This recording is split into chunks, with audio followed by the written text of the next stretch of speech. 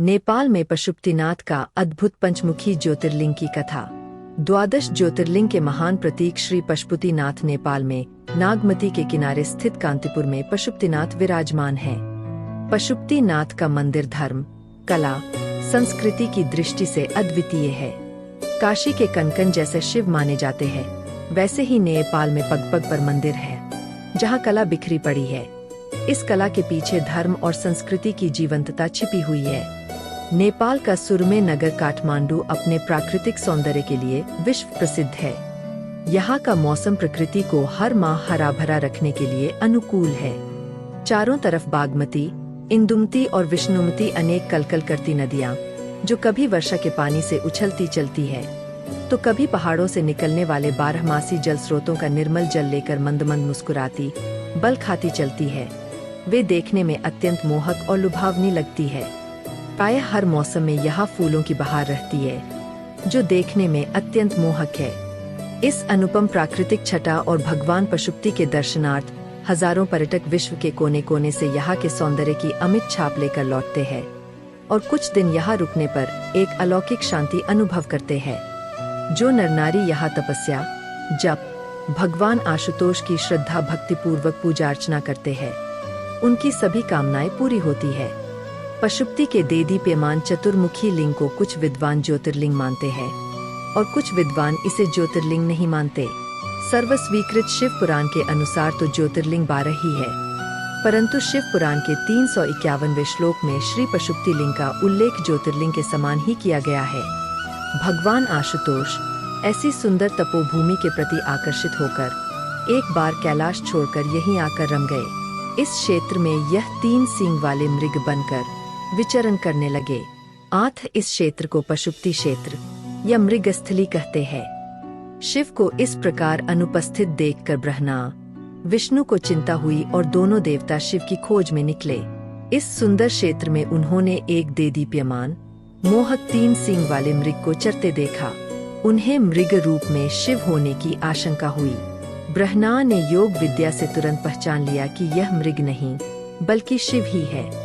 तत्काल ही उछलकर उन्होंने मृग का सींग पकड़ने का प्रयास किया। इससे सींग के 3 टुकड़े हो गए।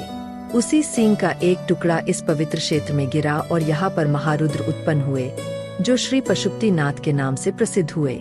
शिव की इच्छानुसार भगवान विष्णु ने नागमती के ऊंचे टीले पर शिव को मुक्ति दिलाकर लिंग के रूप में स्थापना की, जो पशुपति के रूप में विख्यात हुआ।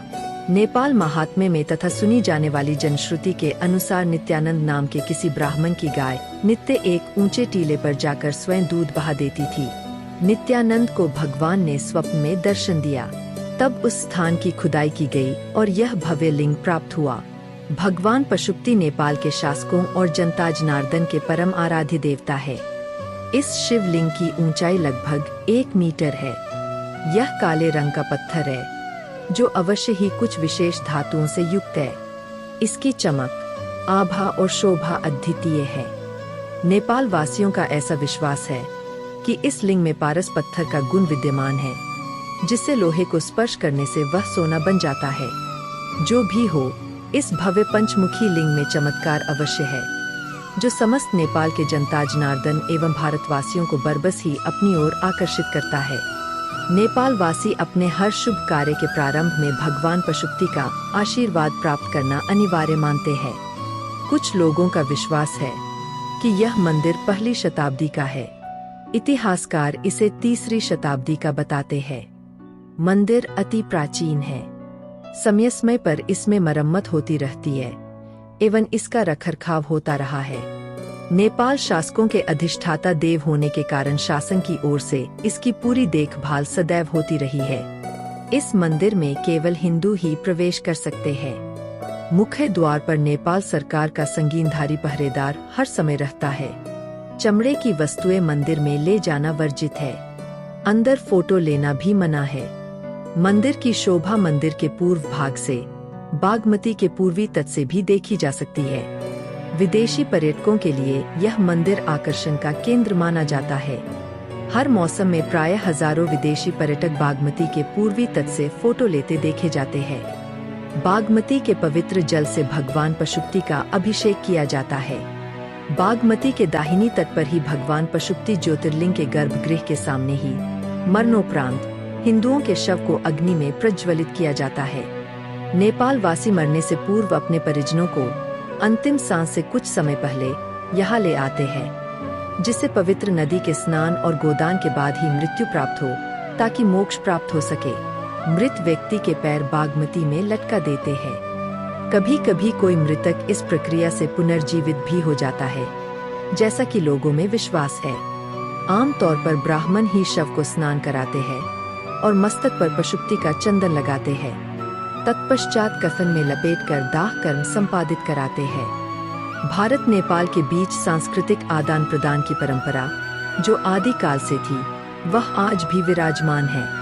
आज भी हर धर्मप्रायण नेपाली नरनारी श्री काशी विश्वनाथ के दर्शन और गंगा स्नान तथा चारों धाम यात्रा को जीवन की परम सार्थकता मानते हैं। तो भारत के तीर्थ स्थलों बद्रीनाथ, केदारनाथ, रामेश्वरम, द्वारिकाधीश, जगन्नाथपुरी, गंगा सागर आदि यात्रा करने वाले भारतीय बिना पशुपति दर्शन के अपने आप को पूर्ण नहीं मानते। भारत के बिहार, उत्तर प्रदेश आदि राज्यों से सड़क मार्ग, गोरखपुर तथा रक्सोल आदि से बस द्वारा नेपाल की राजधानी काठमांडू पहुंच सकते हैं। भारत के दिल्ली, लखनऊ, कोलकाता, पटना, मुंबई आदि स्थानों से वायु मार्ग से भी जाने की व्यवस्था है। काठमांडू में यात्रियों के ठहरने के लिए साधारण से महंगे होटल उपलब्ध है। भारतीय मुद्रा में लगभग 25 रु से 1000 रु तक के होटल यहाँ उपलब्ध है। फाल्गुनी कृष्ण पक्ष की चतुर्दशी को शिव पार्वती के विवाहोत्सव के उपलक्ष्य में शिवरात्रि को पूजा अर्चना का विशेष महत्व है। इस अवसर पर यहाँ भारत और अन्य राष्ट्र के लोग दर्शन पूजन के लिए आते हैं। शिवरात्रि के उपलक्ष्य में यहाँ विराट मेला लगता है। यहाँ मंदिर में दर्शन करने वाले दर्शनार्थियों का तांता त्रयोदशी की अर्धरात्रि से ही प्रारंभ हो जाता है। यह समय पशुपति दर्शन के लिए उपयुक्त है। यहाँ के लोगों का विश्वास है कि पशुपति ही नेपाल की रक्षा करते हैं।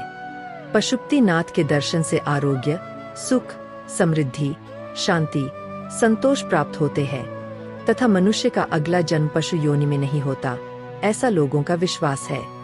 हर हर महादेव। ओम नमः शिवाय। हरि ओम। जय श्री सीताराम।